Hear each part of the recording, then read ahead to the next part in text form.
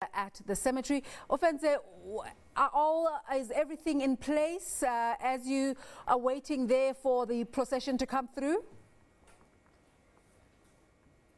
Yes, absolutely. Preparations are actually underway here at the Rebecca Street crematorium, which will be the final resting place for the former ambassador to the UK, Mr. Mendi Msimang. And yes, work is definitely underway. Everything seems to be in place, and we understand that this is a Category 1 special official funeral service. So to elaborate a bit further, we have a colonel from the SANDF, Mr. Martin Femi, who's actually going to elaborate further on what is actually going to transpire today. Thank you so much for your time, sir.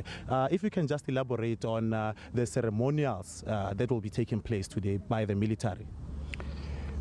Good afternoon. I am Colonel Feni from the South African National Defence Force. That what we are going to be seeing today, it is, as you have alluded, that it is the Category 1, which is the state funeral. But I would like to particularly elaborate this one. This is the special official funeral service, which can only be afforded by the President as the Commander-in-Chief. And which elements of the military are actually going to participate in the military ceremonials as part of the special official funeral? Well, the South African National Defence Force, as being commanded, it has been tasked to do this. The elements that you will see, it will be the escort. With the escort will be composed of the various arms of service, being a element from the Army, the element from the South African Air Force, the element from the South African Navy, and the element from the South African Military Health Service. Then you will also have the leading detachment. You will also have the gun carriage. That will be all the elements that will be involved in this, other than the members that they are indeed going to participate. Okay. And from the SANDF side, as a representative, how would you elaborate in explaining the type of caliber leader that was Mr. Msimang? Yeah, well, I think we would know that Mr. Msimang has been a very great and a very prominent member of our government.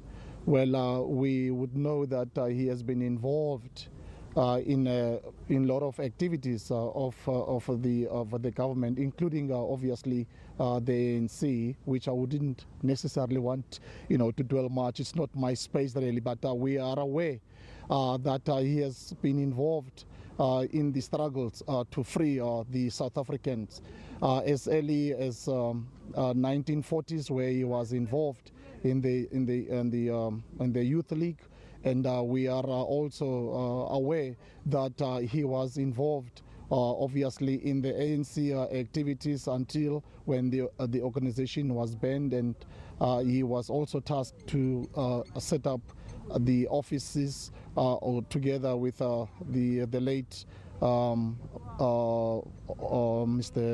Oliver Tambo.